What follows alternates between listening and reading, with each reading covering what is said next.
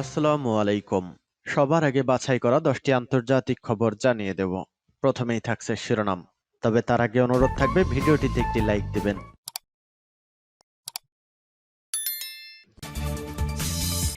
ইসরায়েলের বিমান ঘাঁটিতে হিজবুল্লাহর ক্ষেপণাস্ত্র হামলা। এবার মালদ্বীপের উপকূলে ইসরায়েলের দুটি তেলবাহী ট্যাঙ্কারে ড্রোন হামলা বলছে রিপোর্ট। এদিকে রুশ ক্ষেপণাস্ত্রে প্রাণ হারালেন 11 ইউক্রেনীয়।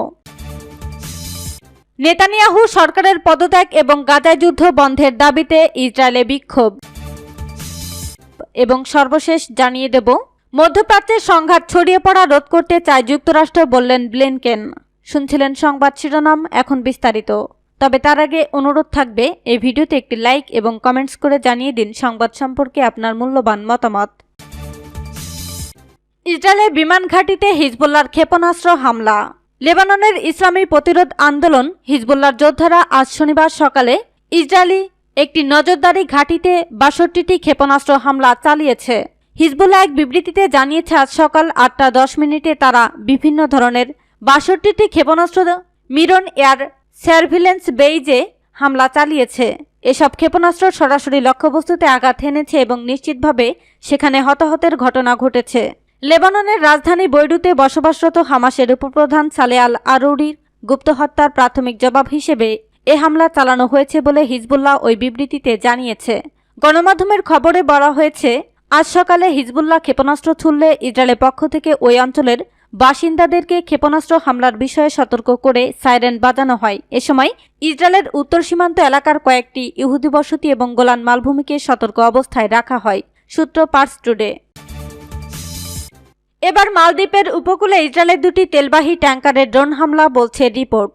এবার লোহিত সাগর থেকে প্রায় 2000 কিলোমিটার দূরবর্তী মালদ্বীপের উপকূলে ইসরায়েলি মালিকানাধীন দুটি তেল ট্যাঙ্কারে ড্রোন হামলার ঘটনা ঘটেছে। এই ঘটনা সম্পর্কে জানেন এমন কর্মকর্তাদের বরাত দিয়ে গণমাধ্যমের প্রতিবেদনে এই দাবি করা হয়েছে। প্রতিবেদনে বলা হয়েছে, গত বুধ ও বৃহস্পতিবার এই হামলার ঘটনা ঘটে। প্রাথমিক রিপোর্টে বলা হয়েছে, হামলার ফলে ভয়াবহ বিস্ফোরণ ঘটে এবং জাহাজ দুটি মারাত্মকভাবে ক্ষতিগ্রস্ত হয়।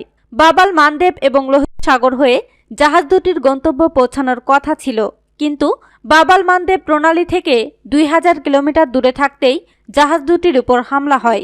জর্ডান নিউজ জানিয়েছে, এর আগে ইয়েমেনের হুতি যোদ্ধারা লোহিত সাগর এবং বাব আল মানদেব প্রণালীতে ইসরায়েলি জাহাজকে লক্ষ্যবস্তু করার হুঁশিয়ারি দিয়েছিল, কিন্তু ধারণাতীতভাবে এই দুটি জাহাজ বাব আল মানদেব প্রণালী থেকে 2000 কিলোমিটার দূরে থাকা অবস্থায় হামলার শিকার হয়। হামলার পর দুটি জাহাজই গতিপথ পরিবর্তন করতে বাধ্য হয়, কারণ ড্রোন হামলায় জাহাজ দুটির বড় রকমের ক্ষতি হয়েছে। এছাড়া আবারও হামলার আশঙ্কা থাকায় গতিপথ পরিবর্তন করে।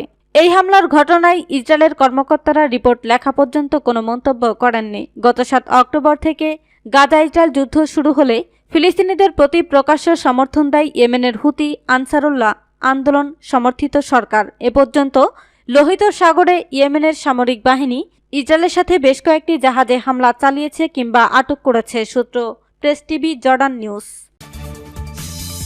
রুশ ক্ষেপণাস্ত্রে প্রাণ হারালেন 11 ইউক্রেনীয়।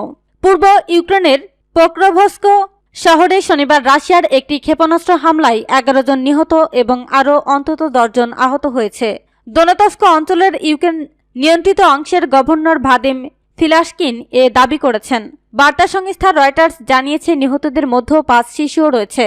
জানিয়ে উদ্বেগ প্রকাশ করেছেন সেখানে জাতিসংঘের এক কর্মকর্তা। হামলার পর শনিবার রাতেও উদ্ধার কাজ চলেছে। ইউক্রেনের টেলিভিশনকে গভর্নর ফিলাশকিন বলেন, শনিবার স্থানীয় সময় বিকাল 3টার দিকে রাশিয়ার একটি S-300 ক্ষেপণাস্ত্র পোক্রোভস্কে আঘাত হানে। তিনি বলেন, বর্বরচিত এ হামলায় 11 জন নিহত হয়েছে। নিহতদের মধ্যে 3 থেকে 17 বছর বয়সের 5 শিশুও রয়েছে। ফিলাশকিন আরও বলেন, হামলায় 10 জন আহত হয়েছে। শনিবার রাতভর উদ্ধার কাজ চলেছে।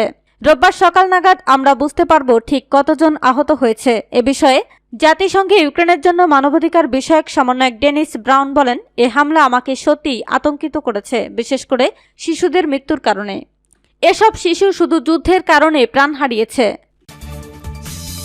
মধ্যপ্রাচ্যের সংঘাত ছড়িয়ে পড়া রোধ করতে চায় যুক্তরাষ্ট্র, বলছেন ব্লিনকেন। যুক্তরাষ্ট্রের শীর্ষ কূটনৈতিক অ্যান্টনি ব্লিনকেন বলেছেন, সংঘাত যেন মধ্যপ্রাচ্যে ছড়িয়ে না পড়ে তা নিশ্চিত করতে চায় ওয়াশিংটন। শনিবার ক্রিটে গ্রিসের প্রধানমন্ত্রীর সাথে সাক্ষাতের পর সাংবাদিকদের সাথে আলাপে মন্তব্য করেন তিনি। গত 7 অক্টোবর ইসরায়েল হামাস যুদ্ধ ছড়িয়ে পড়ার পর চতুর্থ দফায় মধ্যপ্রাচ্যে সফরে বেরিয়েছেন ব্লিনকেন। যুক্তরাষ্ট্রের এই শীর্ষ কূটনীতিক বলেন, প্রকৃত উদ্বেগের বিষয় হল ইসরায়েল ও লেবানন সীমান্ত। সেখানে কোনো উত্তেজনা যাতে দেখতে না হয় তা নিশ্চিত করার জন্য সম্ভাব্য সবকিছু করতে চাই। ব্লিনকেন বলেন, মধ্যপ্রাচ্যের প্রায় সব দেশের স্বার্থেই যুদ্ধ থামানো প্রয়োজন। জর্ডানে যাওয়ার আগে তিনি বলেন, যেসব দেশ সংঘাত ছড়িয়ে না পড়ার তাগাদা অনুভব করে তারা তাদের সম্পর্ককে কাজে লাগাচ্ছে, তাদের প্রভাব ব্যবহার করছে, সংঘাতের পেছনের অভিনেতাদের সঙ্গে তাদের সম্পর্ককে কাজে লাগাচ্ছে। আমরা নিশ্চিত করতে চাই যে সংঘাতে যেন আরও ছড়িয়ে না পড়ে। খবর অনুসারে কয়েকটি আরব দেশ ইসরায়েল ও পশ্চিম তীর সফর করবেন ব্লিনকেন। তিনি বলেছেন, সংকট নিরসনের প্রচেষ্টা ব্যর্থ হলে এর পরিণতি হবে সহিংসতার অন্তহীন চক্র, যা এ অঞ্চলের মানুষের জন্য নিরাপত্তাহীনতা এবং সংঘাতের জীবন বয়ে আনবে। নেতানিয়াহু সরকারের পদত্যাগ এবং গাজায় যুদ্ধ বন্ধের দাবিতে ইসরায়েলে বিক্ষোভ। ইসরায়েলি প্রধানমন্ত্রী বেনিয়ামিন নেতানিয়াহুর নেতৃত্বাধীন সরকারের পদত্যাগ, গাজায় আটক নাগরিকদের মুক্তি এবং গাজায় যুদ্ধ বন্ধের দাবিতে ইসরায়েলে ব্যাপক বিক্ষোভ হয়েছে। গতকাল শনিবার তেল আবিব ও জেরুজালেমে এসব বিক্ষোভের আয়োজন করা হয়। গত 7 অক্টোবর হামাসের হাতে আটক ইসরায়েলি নাগরিকদের কয়েক হাজার স্বজন, বন্ধু ও শুভাকাঙ্ক্ষী গতকাল তেল আবিবের হোস্টেজ স্কোয়ারে বিক্ষোভ করেন। ঘটনাস্থলে উপস্থিত আল জাজিরার সাংবাদিকেরা বলেছেন, হোস্টেজ স্কোয়ারে গতকাল বিক্ষোভকারীদের উপস্থিতি সাম্প্রতিক কয়েক সপ্তাহের তুলনায় অনেক বেশি ছিল। গত কয়েক সপ্তাহের বিক্ষোভের সর্বোচ্চ কয়েকশো মানুষকে জড়ো হতে দেখা গেছে, তবে গতকাল তা বেড়ে কয়েক হাজার হয়েছে। তেল আবিব থেকে আল জাজিরার প্রতিবেদক সারা খায়রাত বলেন, এটা নজিরবিহীন ঘটনা, কারণ গাজায় ইসরায়েলের হামলা শুরু থেকে সরকার বিরোধী বিক্ষোভকারীরা সহ সবাই একটি বিষয়ে সম্মত, আর তা হলো যুদ্ধ চলাকালে তাদের ঐক্যবদ্ধ থাকতে হবে। গাজায় এখনো কেউ জিম্মি থাকার এই সময় তাদের ঐক্যবদ্ধ থাকতে হবে। গতকাল বিক্ষোভের সময় সরকারের উদ্দেশ্য করে বিক্ষোভকারীরা বলছিলেন, বুশা বুশা, এর মানে হলো লজ্জা লজ্জা। 7 অক্টোবরের ঘটনার জন্য তারা নেতানিয়াহু এবং অন্য কর্মকর্তাদের দায়ী করছিলেন। জেরুজালেমে ইসরায়েলি প্রেসিডেন্ট আইজাক হেরজগের বাড়ির সামনেও জড়ো হয়েছিলেন বিক্ষোভকারীরা। তারা গাজা এখনও আটক শতাধিক নাগরিককে দেশে ফেরানোর ব্যবস্থা করার দাবি জানান। 7 অক্টোবর ফিলিস্তিনের স্বাধীনতাকামী সংগঠন হামাস ইসরায়েলে হামলা চালায়। ইসরায়েল সরকারের হিসাব অনুসারে ওই হামলায় প্রায় 1140 জন নিহত হয়েছেন। জবাবে একই দিন থেকে গাজায় নির্বিচার হামলা শুরু করে ইসরায়েল। গাজার স্বাস্থ্য মন্ত্রণালয়ের হিসাব অনুসারে চলমান হামলায় এ পর্যন্ত 22,722 জন নিহত হয়েছেন, তাদের বেশিরভাগ নারী ও শিশু। ইসরায়েলের দাবি, 7 অক্টোবর প্রায় 240 জনকে ধরে নিয়ে যান হামাসের যোদ্ধারা। মাঝে যুদ্ধবিরতি চলার সময় বেশ কিছু জিম্মিকে মুক্তি দেওয়া হয়। এখনও হামাসের কাছে শতাধিক মানুষ বন্দী আছেন বলে দাবি ইসরায়েলের।